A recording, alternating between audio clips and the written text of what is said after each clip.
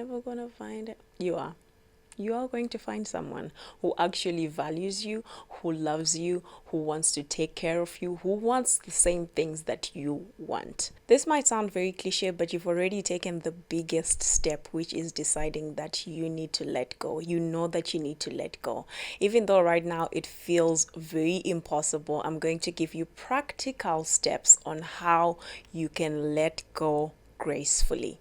You're obviously new here because this channel is still growing, but my name is Tari, that is short for Tariro, but you can call me the Muse.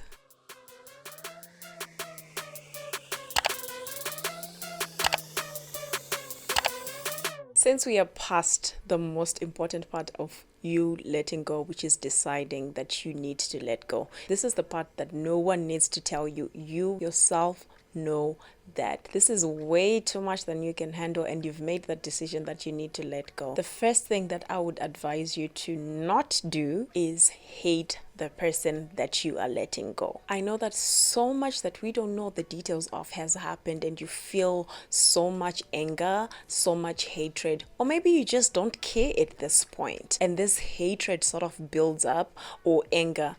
Do not hate that person. You've already spent, I don't know how much time you spent with that person. I know there's a thin line between love and hate, and you've already made up your mind that you hate this person. Don't do it.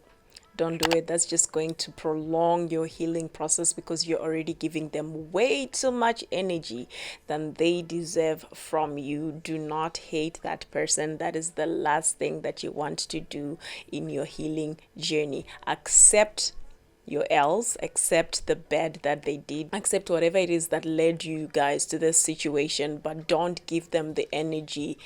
Don't continue to pour into them. Hatred in itself is still continuing to pour into this person. That takes way too much energy. It probably takes more energy than loving that person ever did.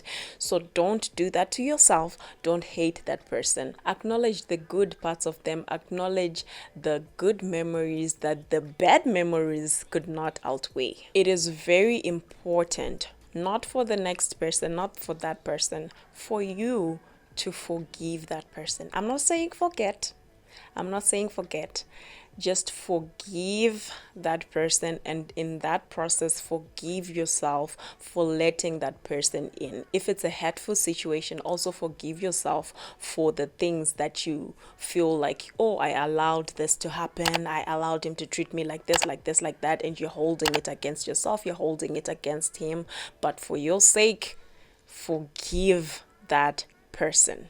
For your sake, not for the next person, for your sake, for your mental well-being, and for your journey to move on from that situation, you need to forgive, and most importantly, forgive yourself as well for the things that you feel like, oh, I let it happen. Because this is grief. Breaking up is grief, and when you grieve, you sometimes try to find people to blame for the situation or how things happened. Sometimes when it's the other person and it's not you, you keep on blaming them for all these things. But that's just, you don't need to do that. If you're going to heal in a healthy way, you need to forgive that person, and you need to forgive yourself. It is very, very important that you are honest with how you're feeling. Be very, very honest about all the details of how you're feeling, especially when you're still having a hard time actually deciding to let go. It's very important that you're honest with the situation, every detail. Okay, I feel so and so, without invalidating those feelings. Don't invalidate your feelings. Just be very, very honest. I feel hurt, I feel sad, I feel used, I feel this, I feel that. That will help you, especially if you're still struggling. I know maybe you're still in the process of letting go. You're still tinkering with the idea. Honesty with yourself will help you make the decision and not back down. This is one of those times where you really need to practice self-control. You really need to practice self-control and make a decision for yourself. I know it's very hard to just transition, especially if it's like your first love, or it feels like, oh, you're losing the love of your life and you're never going to find someone like that again.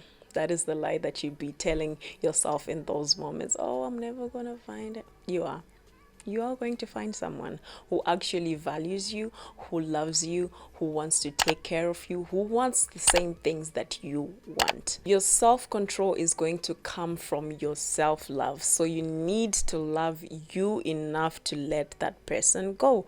If you need to delete their number, do it. If you need to block them, I know this is extreme, but do it. Even if it's not forever, just do it in that moment where you need healing. Block, delete pictures, videos, anything that might trigger your memory. Delete it and push it to the back of your mind. See why I said you need self-control? You need to be able to remind your brain who is in charge. And that's you. So you need to control your mind, control your emotions, control your brain, and be like, this is not what I need right now. So how best can I put that to the back burner? Put it to the back of your mind. That is, delete pictures, delete the contact sometimes, archive if deleting feels a bit too extreme.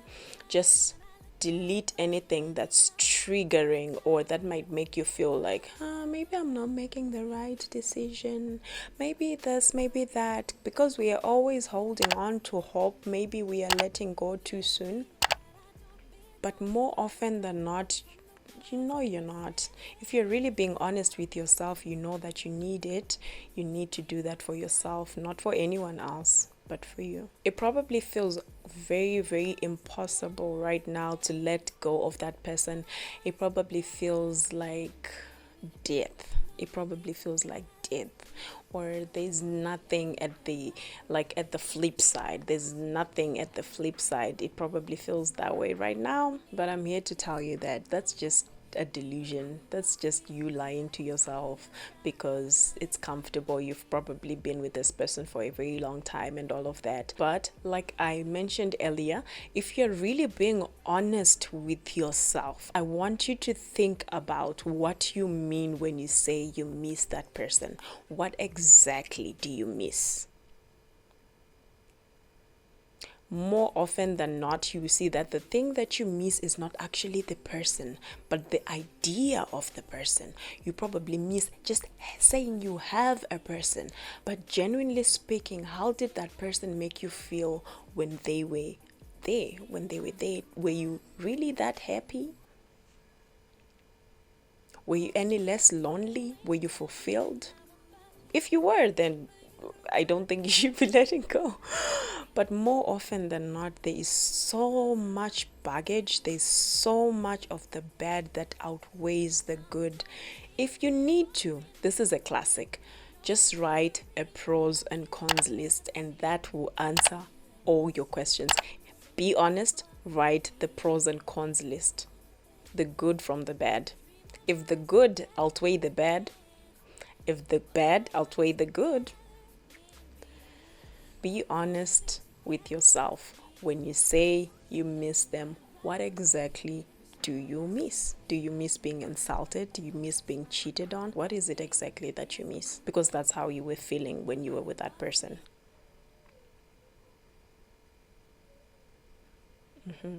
I'm the type of person that attaches songs to memories. I attach songs to memories. So this is a technique that I developed.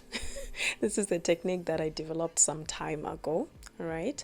So with every breakup, I found a song that has lyrics that are in alignment with that specific breakup. So every breakup, a song that has the lyrics that really hit, the lyrics that really embody what I'll be feeling during that breakup. So I'll give you the tip. Find a song. There's always a song. Trust me, there is always a song that embody, that really capture how you're feeling in that moment of letting go or why you're letting go, right? Because it's very easy to delude yourself further down the line, like, "Ah, was it even that bad? Was it really?" Especially when the person comes back around and tries to spin the block, and you're like, "Oh, maybe it wasn't that bad," and you're like telling yourself all these things. But attach a song to that situation, attach a song to that breakup, attach a song to those emotions. And whenever you start to forget, because that happens, it really does happen, you start to forget how that person made you feel, how bad it was, how bad that situation was, and you're like, "No, maybe it wasn't that bad," because now you're thinking about the good. It's so easy to remember the good, which is a good thing, but sometimes you need to be able to remember the bad, why you left in the first place, or why you're planning to leave. So attach a song to that memory, to that emotion, and whenever you feel like going back, play that song. It might hurt, but play that song and remember why you left. Well, these are some of the tips that I have used. I am not in any way a relationship expert, but what I do know is how to let go in a graceful and healthy way. And this was me just sharing some of the things that I have learned in my 30 years of life. If you have any questions on how to deal with your situation, which is very unique, you can go down in the comment section and ask me whatever it is that you want to ask. And if you enjoyed this video, go ahead and like, go ahead and subscribe, and I will see you in the next one.